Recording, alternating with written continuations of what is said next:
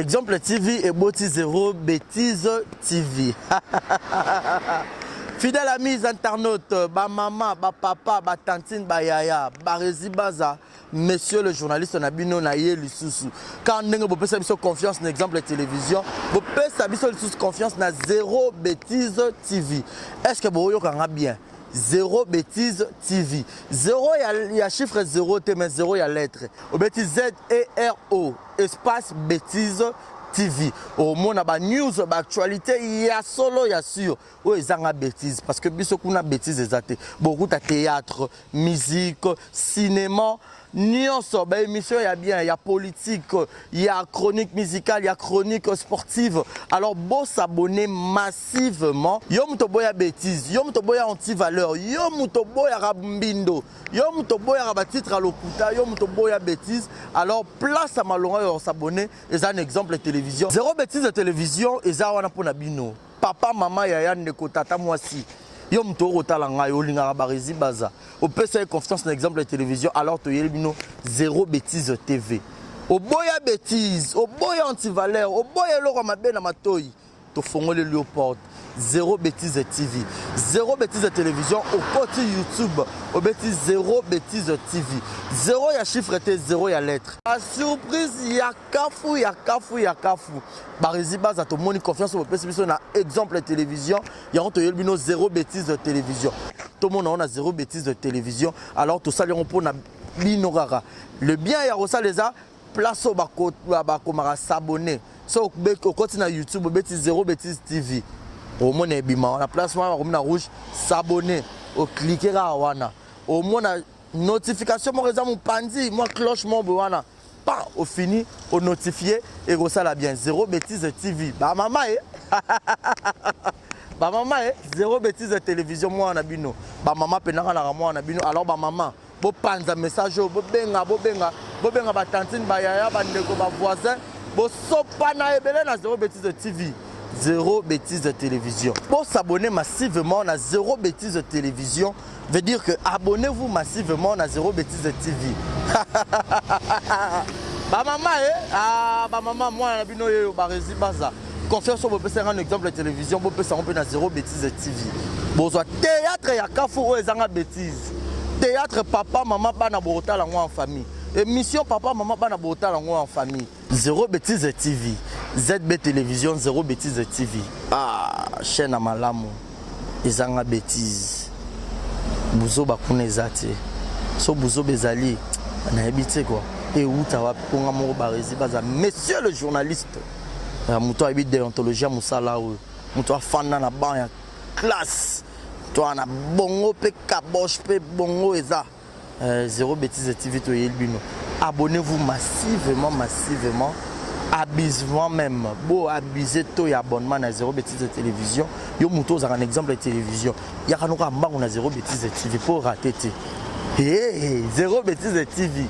Exemple de TV Boti Zéro Bêtise télévision. Alors beau s'abonner massivement beau faire confiance quand vous pouvez faire na salle rabno musala kitoko. Kuna besoin théâtre, musique, ba gag, besoin ba film ya solo ezanga bêtise, be mission ezanga bêtise. La télé-réalité qui et puis na bombe lo moko na obimisa 2020 rubrique nanga. Ba maman rubrique nanga. Ba maman opena bolinganga quoi. Obolinganga nga quoi nga. Na nga quoi ba rezi baza. Exemple TV Boti Zéro Bêtise télévision. Alors s'abonner au côté na YouTube Bêtise Zéro Bêtise TV au mona place par en rouge s'abonner au cliquer na wana au mona cloche ezalo ngonga au fini on a notification émission nyonso bandoko taba gago ba théâtre tout bandoko takuna pour que bozala brancher nga ke na ngai na kimi mbangu na ke s'abonner te na zongi na kimi te na zongi obotani kombo Zéro Bêtise TV na ke mbangu siko s'abonner. Voilà, bonjour, bonsoir. Batunion sur place Bogota la Bisso, Mbote Nabino. Partout dans le monde, non seulement la communauté congolaise, mais les Ivoiriens, le Gabonais, le Français, partout où vous suivez exemple de télévision, Barezi Baza, monsieur le journaliste Nabino Yeyo. Alors, je suis venu vers vous pour vous annoncer que désormais, Barezi Baza, exemple de télévision, tout ça, les fondations Barezi Baza. Fondation Barezi Baza, Eza Wana pour aider pour na kosunga bato nyonso bazana ba problème. Bao nyonso bazana ba problème. Ezala ba problème oyo ko toucher peut-être social, bazanga ya kolia, bazanga ya komela. Nzamba tout nsi motema nanga ya mukie oyo to kubanda kozo to banda ko kabola yango. Na ba orphelin, na ba na bitike, na ba parents, oh ba comme déjà na ba âge avancé, oh ba tika bango na ba veuve en fait, ba vieillard, ba veuve et tout, to bando kabana bango, yo muto kozala toucher, oh bando la biso, vous avez besoin de contribuer à pas 100 fois parce que la Bible nous dit c'est lui qui donne aux pauvres prêtre à Dieu. Alors sur un yo dev sanzambe bon mengona o yo zora to moi muki o yo zoro kabula ngona bango alors to bando ke komemela ya bango parce que ah exemple télévision les appenda exemple donc toza wana pour na ONG na biso auto lancer yango accompagné avec Yannick Chamba qui est mon sponsor, qui est mon boss, qui est notre zap, et touché dans les camarades, Bibarezi, pourquoi pas 100 francs on a peine à Zorato, Kabola, on a banabiti, qui est orphelin, Tobando Kita, Tobando ça la descente. Alors, numéro la biso affiché, on a Yom Tozo Talabiso, aux années Lamba, aux années carton, au bando Tinda, père, à chaussure, il y a Bana, il y a Age, Nyon, au Sangi, Sigara, Tobando Memela Bango, et pas la biso ça. En toute sincérité, tout ça, mais c'est une question de conviction, une question, il y a motema donc nous tous a touché accompagné de Yannick Chambawa qui a contribué à la vision pour que tout aider les orphelins. Donc nous tous côté la biso on a besoin ou aider les orphelins pour hésiter te bien biso adresse à kitoko yango exemple télévision. Merci, merci, merci Fondation Yabino Yangoana, merci beaucoup.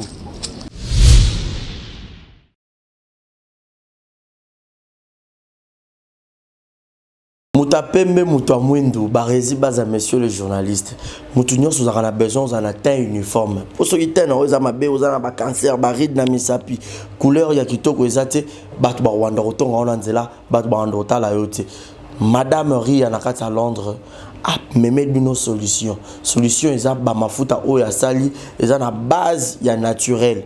Mafuta o te o bache hydroquinone o bache ni mafuta za ba sali on a ba nzete, ba sali on a ba fruits ya kitoko mafuta za naturellement ce que na pona yo et robimisa o ni mbuma et robimisa o ni bouton et robimisa o ni ride et robimisa o ni batache ni batampo. Donc mutoro talanga ngamo déjà na bandai mafuta wana. Madame Ria à Londres, bota tenanga comme mkolo. Nana kin mais tenanga sokwa mais pour nini solution est nulle part ailleurs Madame Ria. Yom to ta la biso na Kinshasa on a besoin ya mafuta utaka libanda ya mboka et ya awa borobenga numéro ya Madame Ria yango wana eko circuler kalate. Ye aro tinde la bino boye bandang borosala po mafuta comme la place nyoso zali à Londres mais partout dans le monde on a besoin de mafuta na ye benga numéro na ye et koko maye penza beaucoup plus yo motala ka Madame Ria bomo na ndenge yemo na couleur mo surtout bato pembe o ngai penza pembe na ngai komi ko beba o nga pembe na nga solution ko bato pembe bola na bino pongi po solution monani de so ko chela biso image ya Madame Ria et puis numéro neza affiché wana bobenga epo na loposo na bino mafuta na base naturelle. C'est parti play. Bote oeza Brand Cosmetic UK oeza produit en toto elonga kabatash. So piliniko za na tema ko ya bien ya propre oeza produit na ya kosela oyo eza pola maboko pour la batache ya makolope ba genou et ba coude oeza oil et kendaka na produit en toto donc so ko za intéressé ko tindre biso message na WhatsApp. Exemple TV Kitoko, rien à dire. Abonnez-vous massivement sur Exemple TV. Batou Bolinga Nada, encore comme il y a ça Peric Boy. Il faut s'abonner. Vous s'abonner à Exemple TV. C'est Exemple TV. Vous s'abonner belé à la chaîne YouTube. Exemple TV Kitoko, rien à dire. Il y a un exemple à suivre, cette fois-ci Exemple TV. Si on voit un exemplaire en autres, il y a s'abonner. Exemple télévision, c'est vraiment un exemple à suivre. Il n'y a pas de polémique, il n'y a pas de conneries, il n'y a pas de... C'est vraiment... Il y a dans la lignée, il y a dans la nzela.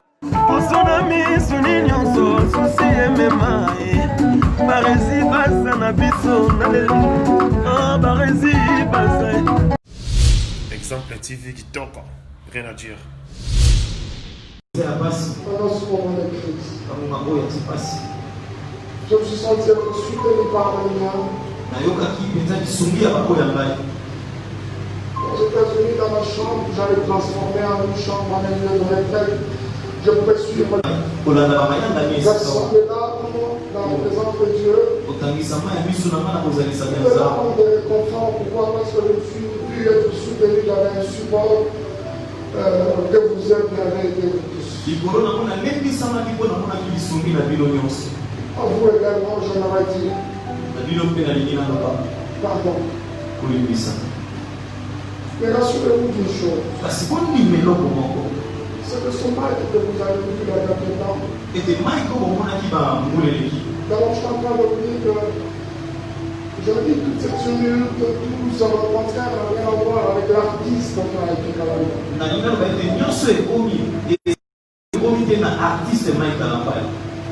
Ça, je me dis, c'est un baptême de feu, c'est une preuve qui vient vous éprouver et qui vise ce que tu trouves au cœur.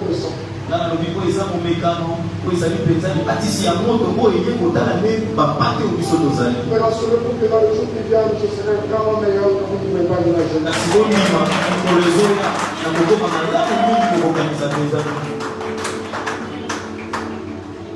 Parce que je me dis qu'il faut être insensé pour les bâtir suffisamment toutes les leçons possibles après ce moment de crise.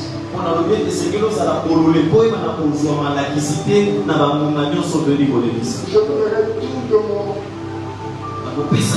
Je donnerai le meilleur de nous pour être un bon berger pour cette berger.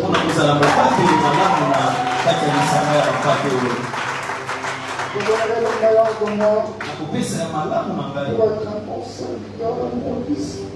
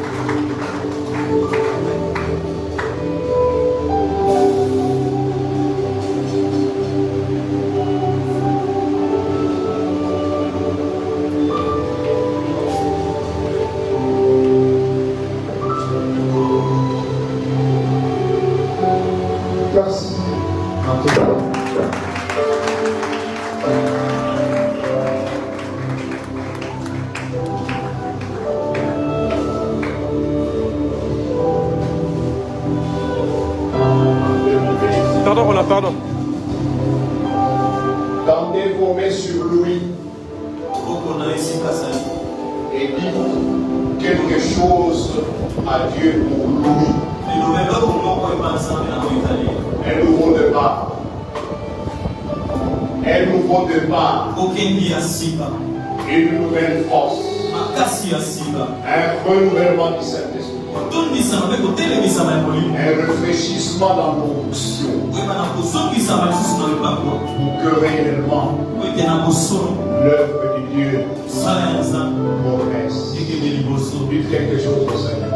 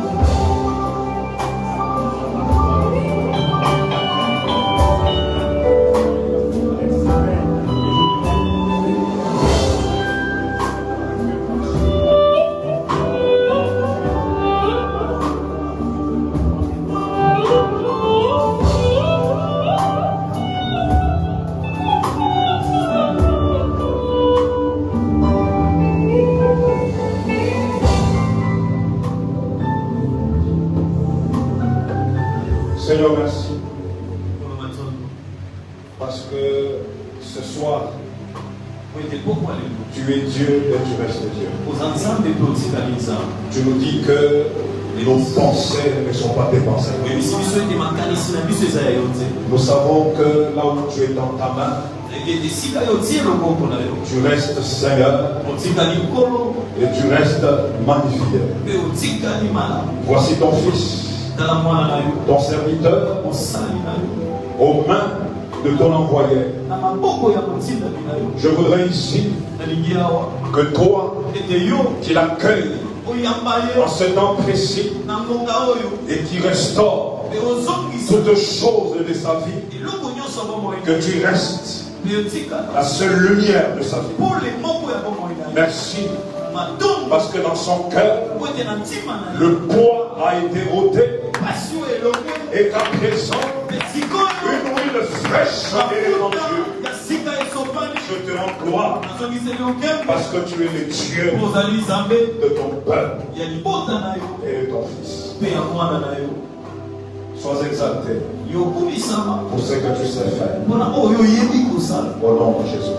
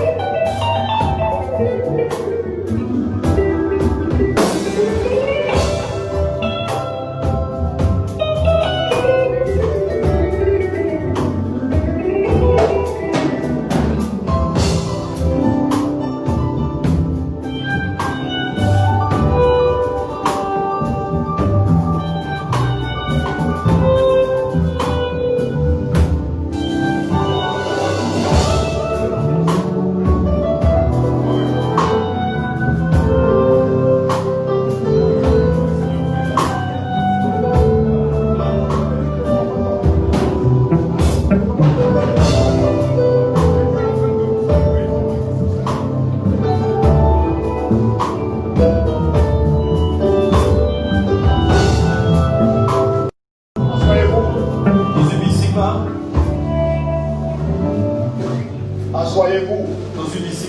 Juste donnez-moi une ou 2 minutes.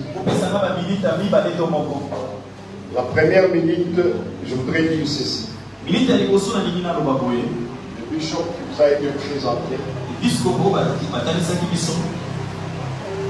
c'est mon fils idéologique et spirituel.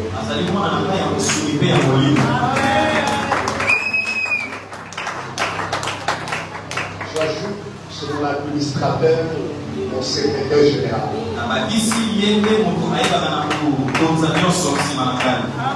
Même si je ne suis pas là, si la semaine prochaine je ne suis pas là, si dans 2 semaines je ne suis pas là, je vais faire tout ce que moi j'ai fait. Et pendant ce temps, je voudrais que l'Église considère ce que j'ai dit, c'est là très important. L'auteur est la parole. Nous allons nous rendre compte. On va avoir un grand travail sur cette Église.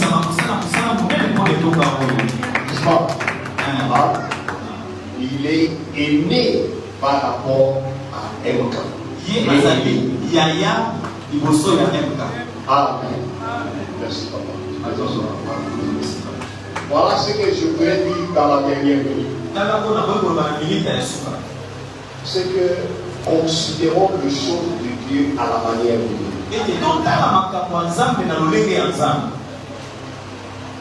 Quand Dieu écoute une repentance, Dieu devient faible. Dieu devient faible. Devient faible pourquoi? Parce que l'Écriture dit si mon peuple mon nom est invoqué, s'humilie et prie. Continuez, je l'exaucerai. Mais devant cette humilité-là, que vous avez suivi, que vous avez entendu, est-ce que le sang de Jésus devient incapable pour pardonner? Alors, considérez une chose. Quand Dieu regarde son fils et son serviteur, tout est fini. Il est justifié.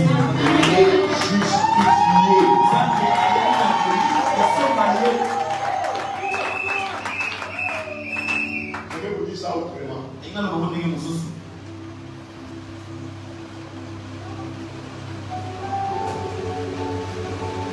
Comme il est lavé par les détergents du sang de Jésus, tout opprobre est parti. Toute honte est partie. Demain et le lendemain. Vous écoutez quelqu'un d'autre qui dit, hey, vous savez, il n'y a plus rien. Cet homme-là,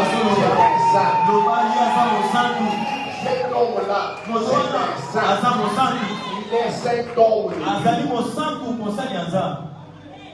Amen. Quand Dieu le regarde, il est ça. Je vais vous dire quelque chose en bref.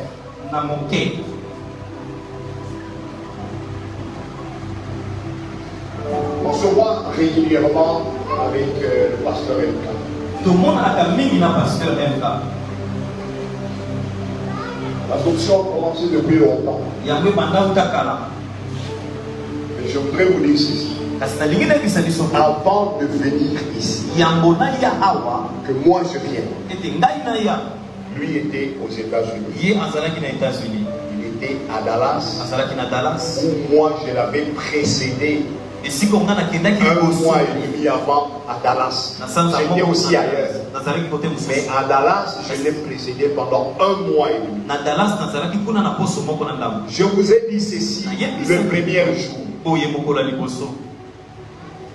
Avant que le pasteur Mike le vienne à Dallas, Dieu m'a donné une vision. La vision était nette et claire. Je l'ai vu, il est venu vers moi. Dans cette vision, il m'a dit, Papa, je suis ton fils. Viens nous prendre à charge à l'église. Nous voulons que toi, tu nous prennes à ta charge. Nous voulons être tes enfants, que tu nous enseignes, que tu nous conduises. 2. Il y a une chose que je ne vais pas dire. Je l'ai dit. Les jaloux, je dis seulement les mots. Les jaloux se sont levés. Pourquoi tu viens relever Mike? Dans la même vision, on m'a dit, tu vois, les jaloux ont dit, pourquoi tu viens relever?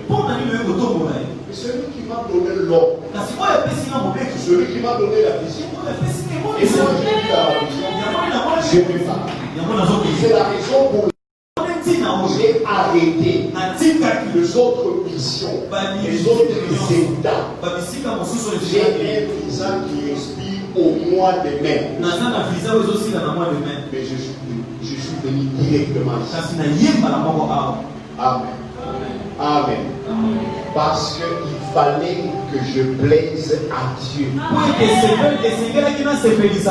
Mais ce n'est pas un homme qui m'a dit de venir coacher Mike et coacher cette église. C'est Dieu.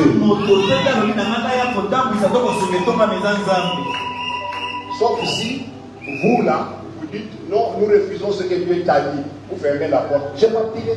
Si vous la fermez pas, je suis ici par la volonté de Dieu.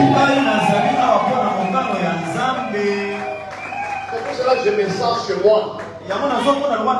prêcher la parole sans difficulté. Et voici ce que je termine aussi.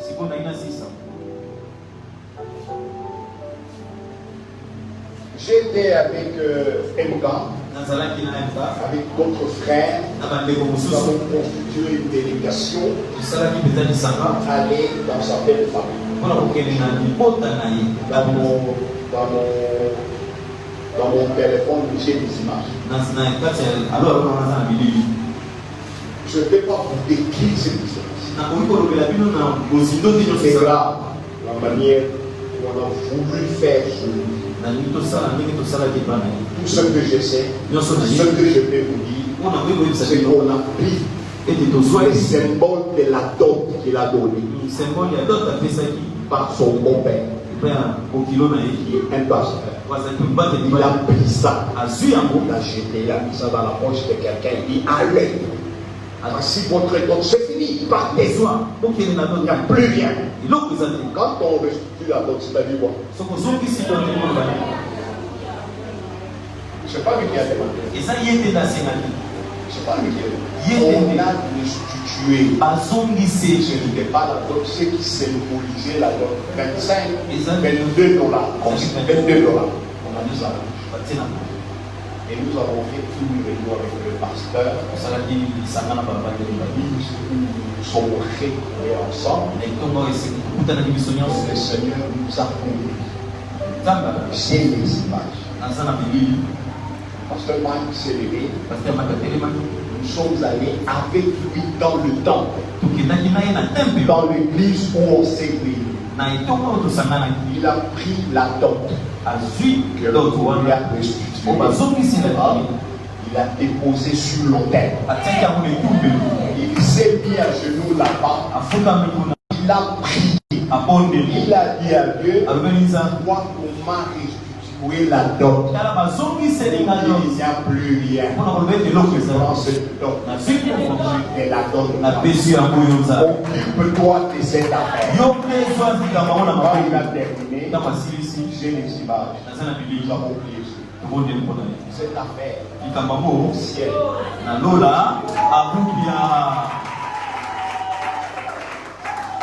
J'ai été témoin oculaire. On ne m'a pas raconté. J'ai les images. Donc, considérez que la page est tournée. Allons de l'avant. Vos oreilles. Vos oreilles ne sont pas des poubelles. Vous dans vos oreilles. Vous sentez que ça va.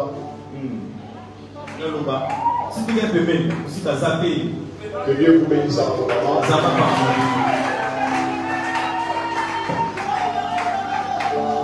Je vous verrai prochainement.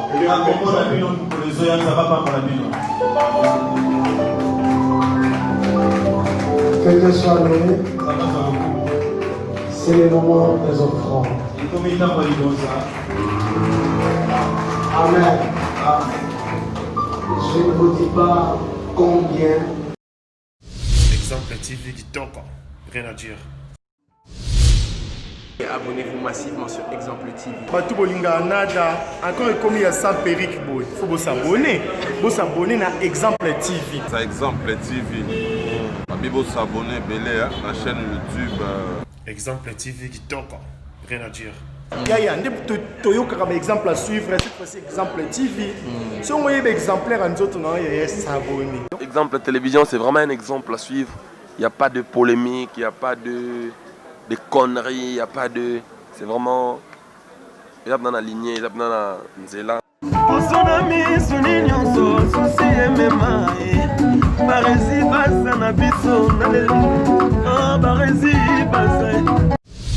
Exemple TV Kitoko, rien à dire.